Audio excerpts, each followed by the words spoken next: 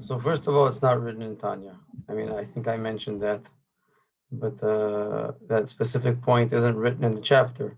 All he says is that, I mean, at the end of chapter 2, he had a question about certain sources from the Zohar and such that imply something that wasn't seemingly contradicting to how he explained the root of each soul.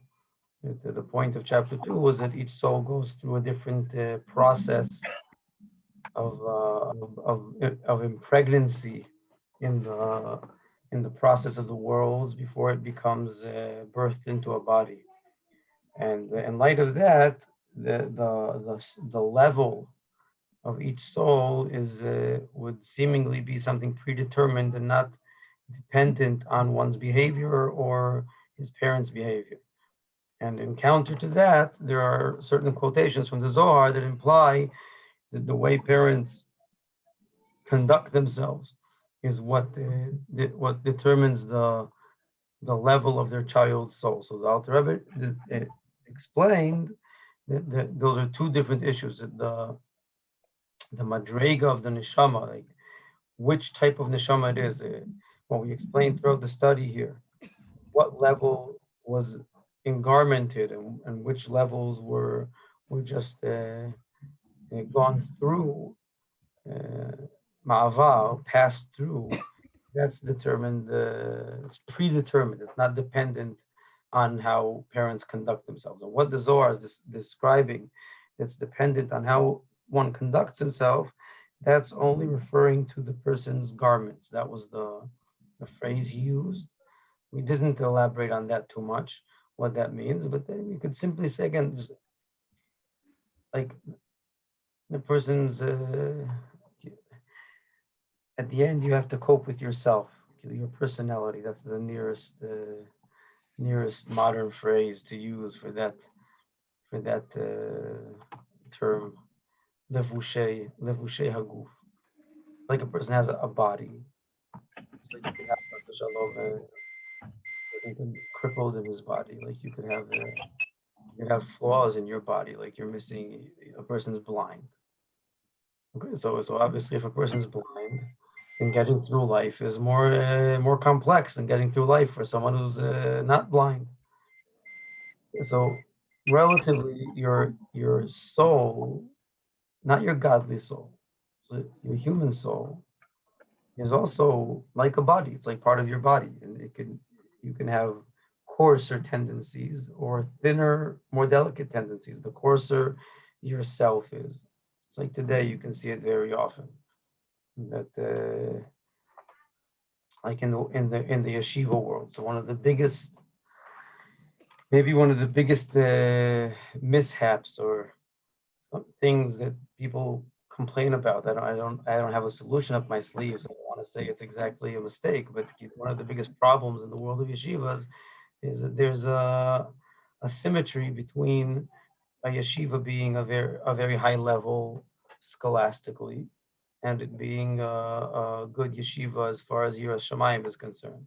So usually if the yeshiva is a place where you have to stand by a very high standard of study, it'll also be a very good or a better population. If you go to a place that's not like if somebody has a child who's not very strong scholastically, but he's a very innocent, sweet boy, then he's got a problem because there aren't so many cater to such people. Now, you could say that that's like a lot of people, that is a problem. It's not random that things are like that. If a person studying Torah, technical Torah, to a certain extent, does demand intellectual skills.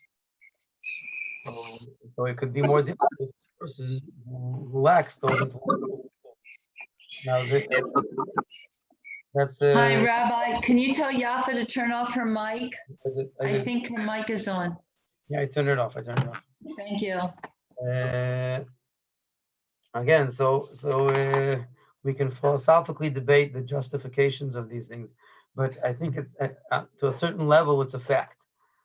there's definitely that element of things. So if a person was born with a higher intellectual capacity, okay, so that caters him in his service of Hashem. It's definitely an asset, and henceforth we could discuss all assets. Again, intellectual capacity is really a small thing, but more it's just easier to measure and discuss. So that's why I mentioned it as an example. But the traits of a person's psychological traits, not just his IQ level, but his delicacy, his acuteness, his receptivity to spirituality, to his godly soul, how refined his self is very, very much determined in the conduction of his parents. That's what the Alter Rebbe explains. And then he goes on to explain how important and how critical this is, even for a very, very high soul. That even if the soul is objectively very, very, a very, very aloof, exultant soul, still, if it was birthed into a very non-receptive body and personality, then it could be, again, it could all be for naught. No matter how high the soul is, it doesn't dwell well within the person, and inevitably it doesn't manifest, it doesn't become apparent, and it doesn't achieve its tikkun, doesn't achieve its tachlis in the world. That's what we discussed in the end of the last chapter. Now, by and by, I mentioned that it even says in different places in Kabbalah that very often, not only are these two areas not dependent on each other, but even very often, it's such that specifically the high souls are birthed into these coarse bodies. That's why maybe the classic, the most famous story is what we just read now in Shavuos about David HaMelech or Ruth HaMoaviyah. Obviously, the best example is like a ger. Very often the gerim, the converts, are very, very, very high souls, but still they appear in even in a non-Jewish setting, a non-Jewish body. So Bemetre, it's a very famous quotation the Rav likes to mention from Rabbi Yaakov Emdin. In his Siddur, he writes that also the souls of converts are born to non-Jewish parents because their relationship, their conduction was of true love, because it was true, actual empathy and caring between them. Again, if two goyim, two non-Jews, two Gentiles have a pure relationship, here purity isn't implying anything religious, that it's not even l'shem shamayim, just that they care for each other truly. It's not all interest, personal interest. And when that's the case, then that's the merit that merits them to birth souls of converts, of future converts. So you see that even amongst the goyim, there has to be a certain level, like a garment that can capacitate the Jewish soul. And it's the same amongst Jews, that the more the relationship between the parents is conducted in a refined manner, and the more the child birth can capacitate his Jewish soul. But very often you see that very high souls, again, he does say it here. He says that it can happen. I just mentioned that it even says in Kabbalah that it does happen. That's, if I'm not mistaken, that was the question that Miriam asked. That again, in the phrasing of the earlier Kabbalists, so it says that's like the balance that HaKadosh Baruch Hu maintains in reality, is that when a very, very high soul is brought into the world, then it's very often challenged by very difficult circumstances in order to balance creation, to maintain free choice and free will in the balance of the world. Like in the phrasing of our earlier Kabbalists is that if that weren't the case, then Mashiach would come very easily. So very exalted souls. I started to mention that maybe the best example is Ruth HaMoaviyah herself, and also David HaMelech is usually the classic example for this. That he himself is also the son of converts, or the offspring of converts, not his direct parents, but he's the fourth generation from Ruth Amaviah. And also within his family, within his lineage, he was the eighth of 8 boys, 8 sons. And when the prophet comes to choose who should be the next king, then his last choice was not even his last choice. He didn't even get around to David HaMelech. He was seemingly, says his lineage was also doubtful. There was a safek if he's a mamzer. There was a certain opinion amongst the brothers themselves. It wasn't true, but again, it was his lineage was not clear, not clean enough that he could have. It was even doubted by some that he was a mamzer, a bastard child. So again, I mean, and very often you find these stories. So the Torah, and like I said, the classic example that surfaces time and time again throughout history is David HaMelech and his lineage, like Ruth, Moav, the Chule. So it's full of stories of very unorthodox conduction. Also, David HaMelech himself, his life, is also full of unorthodox conduction. And the lineage of Mashiach that comes out of David HaMelech comes out of that specific conduction from the Batsheva and from David himself. Again, so this is an aspect that I just mentioned it as a point that the Alter Rebbe mentions to prove this point. What the Zohar is discussing and what he described about the level of the soul are two different topics. And they differ from each other so much that it's even very often they contradict each other. That very high souls are garmented and birthed into very low garments. So these are two different areas. The study it doesn't contradict. So that's why we mentioned it last week. The idea that Hashem compromising with the klippas, just that concept. So that's, I mean, again, in earlier Kabbalah, earlier phrasing, it's very common to phrase things that way. I assume you're asking about the duality that implies. Partially, that's one of the questions. Jewish texts are packed to capacity with dialogues between HaKadosh Baruch Hu and his angels, or his also his evil angels, Satan and Malach HaMavet. And so it's not a question. It's hard to. It's obvious that the Torah is full of such an approach. Things are phrased that way, naturally, simply. Just like a person is phrased as having two tendencies, right? Two yetzarim.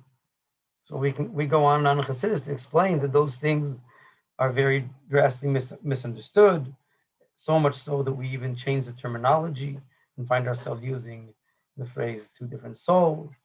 At the end, you can always ask, so how come in the Gemara these were the phrases used, and how come our earlier sages didn't find it problematic discussing a full dialogue between Hashem and Satan says this and Hashem says that? And nonetheless, if anybody would come around and say that Chas v'Shalom, there are different entities, then he's an apikoros. And Chassidus didn't make that up. Also, our sages said that. So since our sages knew that as well, so how come they weren't careful in how they phrased dialogues between HaKadosh Baruch Hu and himself? Okay, so it's very clear that in the earlier ages, our sages weren't trepidatious that way. They didn't feel that phrasing things naturally would imply or encourage people to misinterpret them drastically. You can see that. I mean, that's the fact. Our books are packed to capacity with these things.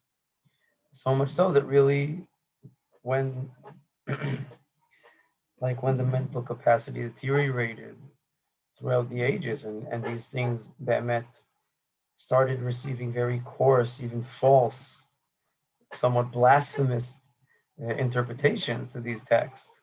So eventually Hasidus had to come around and explain things, like correct things, change how people conceived. I mean, so much so that there were actually religions, false religions, birthed out of these texts. I mean, also Christianity, Islam, a lot of other things were birthed out of the possibility of taking texts in a very, very superficial, coarse manner. Okay, so why did our sages speak in such a way? Again, I think the historical answer to that is that it's inevitable. I mean, 200 years from now, people will probably be able to take anything we say and turn it into a whole muck, even though we're very, very careful. So you can never anticipate how people will misinterpret you. I mean, our sages said that as well. The very famous saying from Chazal, Mamar Chazal, Shekol habalitot yavo v'yited, that a person who's looking to misinterpret you, he'll always be able to misinterpret you. There's no point putting endless efforts into phrasing things very correctly and being infinitely apologetic about everything you say, because someone who's looking to misinterpret you is going to find the way to misinterpret you. It's inevitable. There's no point in exhausting your efforts that way. It's a very important lesson for people who, like today, a lot of people are involved in I don't know what the phrase is in English for hasbara, for like speaking. I don't know the word. How you say hasbara? Like how we convey ourselves outwards to the nations, like even in a political context. Propaganda? Propaganda, exactly. So people are very, very, very even compulsive, obsessive about propaganda. So it's very important to know, like Chazal said, that there's no real point exhausting infinite efforts in perfecting your propaganda. Because kol habalitot yavo v'yited, a person who's looking to misinterpret you, he'll always find a way to misinterpret you. And so coming now and reading texts in Chazal, why did they say things that could be interpreted in such a way? It's not, you assuming that the objective way things were phrased is the base of the misinterpretations is a misconception. The base of misinterpretations is people's will to misinterpret, and that the people look how to misinterpret. So you can't really undermine that. Now, does that mean you should be completely unorthodox in how you interpret how you phrase yourself? No, you mean things should also be said in a way that they can be interpreted correctly. You don't want to. I mean, you should say things correctly. You should make an effort to say things correctly. But at the end, there's a limit. You can't hermetically seal your statements so that they'll be non-misinterpretable. No such thing. Again, the ability to misinterpret is in the listener's ears, not in the speaker's mouth, like Chazal said. So I assume that's the historical justification for why we find in Chazal many texts that seem to us today easily misinterpreted. What would you have wanted them to say?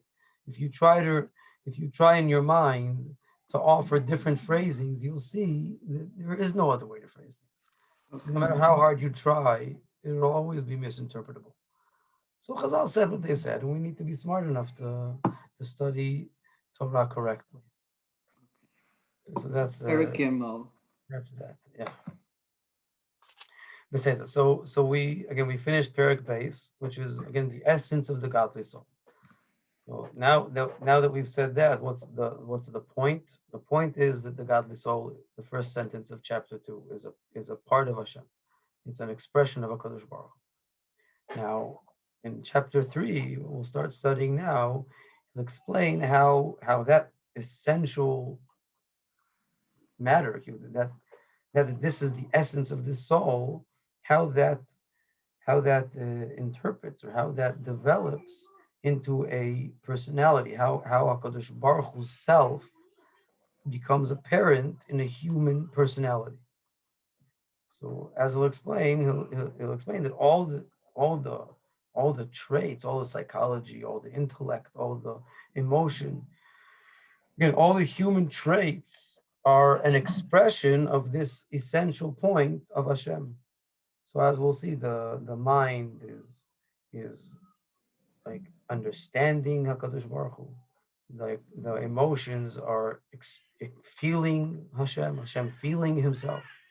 These are the revelations, the attributes of the godly soul. So we'll start reading inside. He starts by the general chalukah, the general division we had already mentioned, if you recall. In the previous chapter, in chapter 2, we mentioned 3 layers that he categorizes, and the last layer was that each soul itself has different levels. That's what he starts with in chapter 3.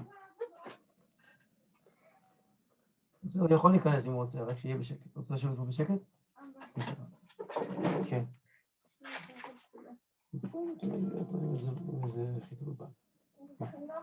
אבא, מכאן אתה שומע?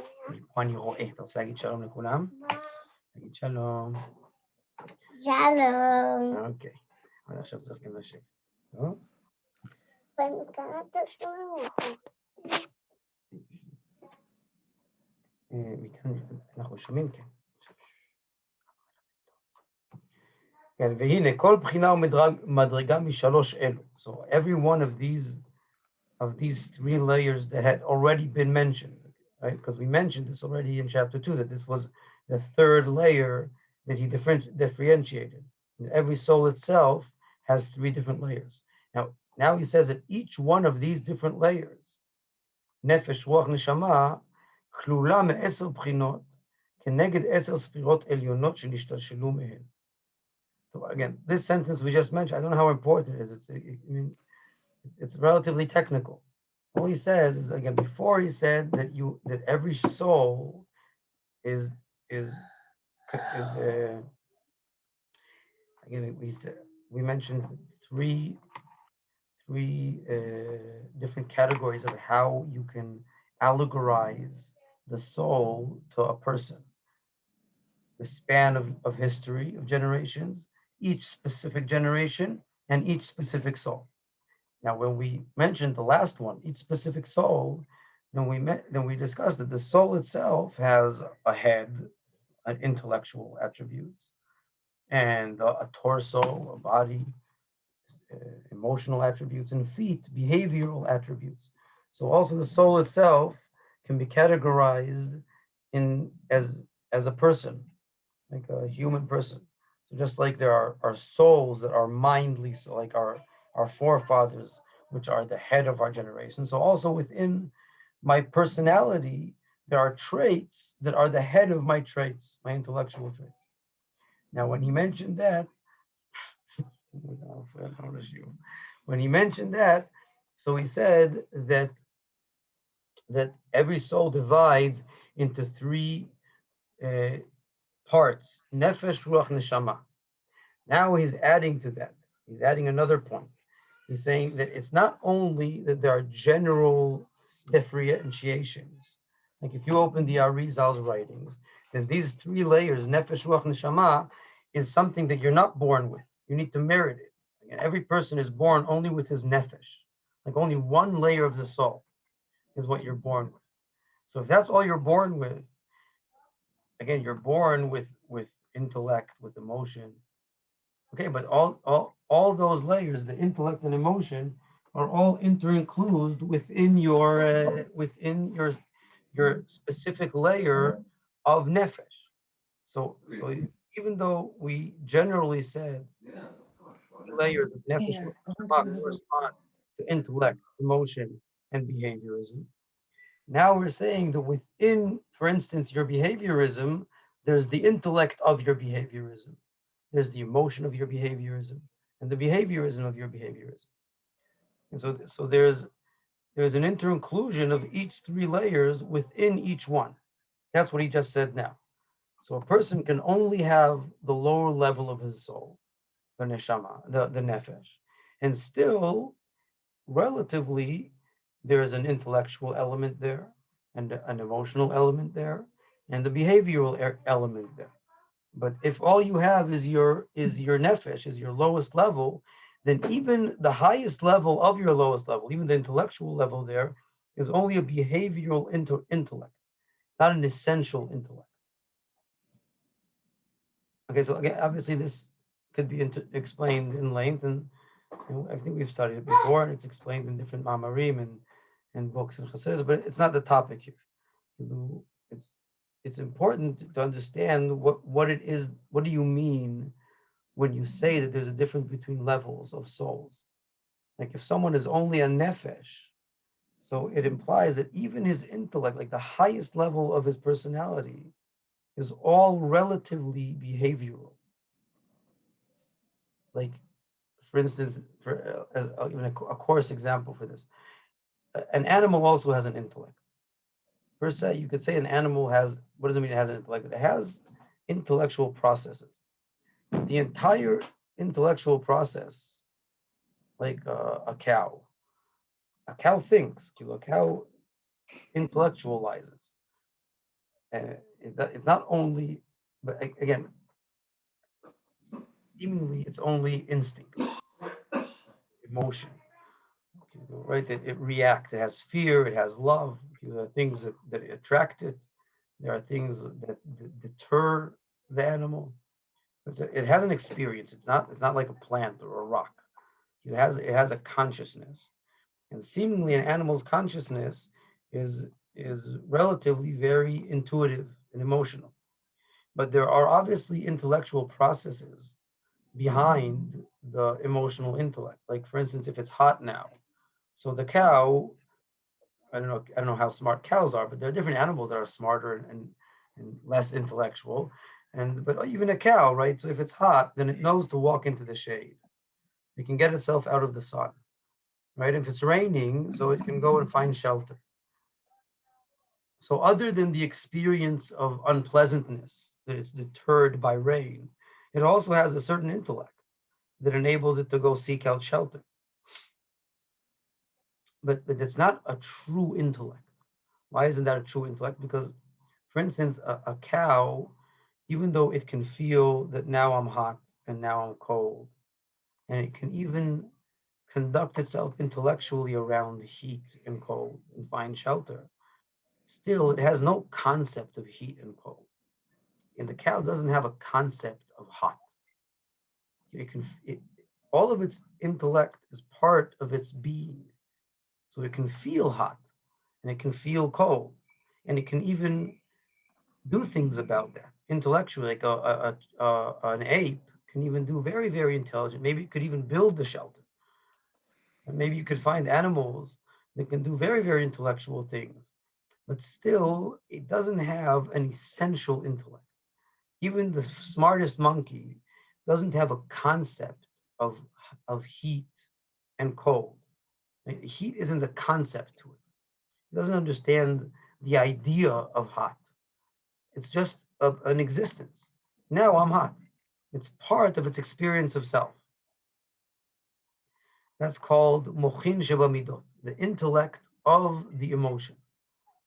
That even the intellectual level exists as part of your intuitive self, part of your experience of self. It's not an essential intellect. Again, an essential intellect is like the ability to hypothesize about heat, to have an idea about heat, an intellect about heat. Now, also there, if you understand the concept of weather, so within the understanding of the concept of weather, you could intellectualize that heat could be something unpleasant. But that unpleasantness is not really an emotion. It's just the emotional layer of intellect. Because you're hypothesizing about deterrence from heat. Again, but it's a concept, it's an idea. It's not an experience. If you sit in your air-conditioned office and hypothesize philosophically about the concept of heat being unpleasant and deterrent, so that's the emotion of your intellect. And if a cow or a chimpanzee does very, very intricate intellectual things to get out of the sun. So that's the intellect of its emotion. It's not true intellect because it's just part of its experience of self. There's no concept of heat there. That's just an example. So why did I mention this example? Just to phrase what he's saying here, that a person could have an entire personality, a mind, a heart, behavior, his entire personality could all be folded up in his behavior. And even though there are all sorts of very intellectual, seemingly intellectual processes going on, it's all part of his experience of self. There's no true intellect there whatsoever. So relatively, he's like an ape. Again, he's obviously a person's intellectual processes, just like a monkey's intellectual processes, are much more intricate than those of a mosquito. So a person's intellectual processes are infinitely more intricate than those of a monkey. But still, if all of his soul is nefesh, there's no real difference between what seems like an intellectual process, like all your thoughts and ideas, as long as it's all part of your experience of self. Like we could say a very, very harsh statement that in a way, this is what Chabad Chassidus is all about. Even if you're studying Torah, if all of your study is all an experiential study, and like you go to this could be very, very common, obviously. So much so that this could be like the most fierce argument that people have against our way of study. And very often you go to a class. So what do you expect from the class? Why aren't there many people in our class? We'll answer the riddle of creation.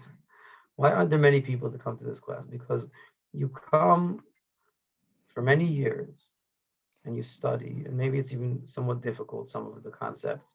And at a certain point, you ask yourself, what's coming of all this?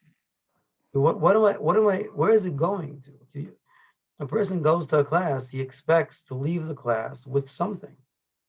Like, ma yotze li mizeh, you say in Hebrew. What have I gained? What have I gotten from this? So if you've been coming to our classes for many years, then you know that you didn't get anything, nothing. You don't get anything from the classes. It's not, again, there's a class that the entire intellectual concept is all aspiring to move something, like you wanna internalize it. And that's the phrase people use. I want to hear an idea that I can take with me. I can take it home with me. I wanna catch it and swallow it into myself. That's called in Chassidus, that's called hitbonenut klalit, a general contemplation where you, at the end, you get the idea, you get the point. Like this is maybe the most commonly asked question in Chassidus, in classes. So what was the point?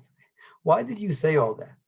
And people want you to be able, you've spoken for an hour, fold it into one sentence. Okay, so if you're a Chabad Chassid, so you hate that question. Because what is that question implying?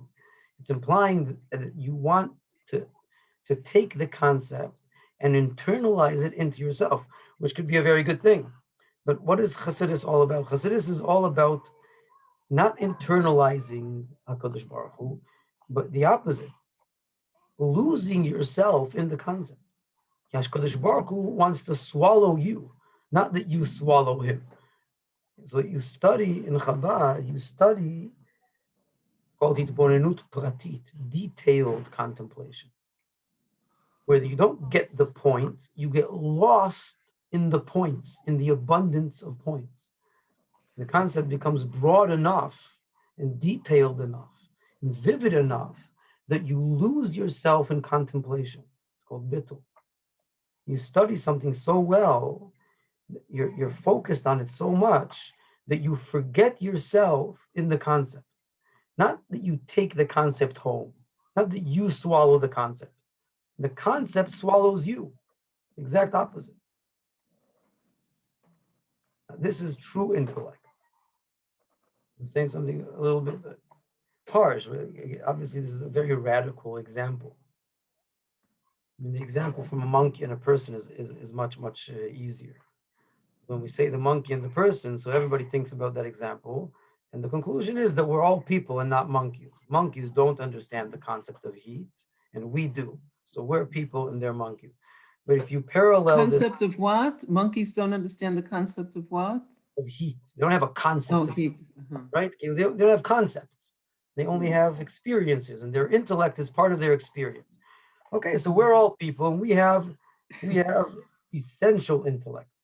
But if I take this a stage forward, then we can say that really, even human study, if it's all evolving around the experience of self, what I take from it to myself, then that's not really intellect at all. That's not Chabad, that's Chagat. So why is this a much more harsh statement? Because if you think about that, then we're all monkeys. None of us are people. Maybe the Rebbe is a human being. Everybody else, we're just very evolved monkeys.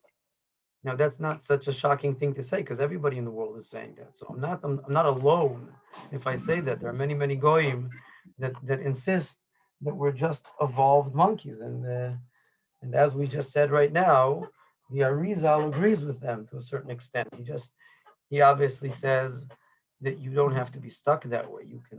You can evolve some more and become a person. But there's definitely that layer to ourselves where we're just intricate animals.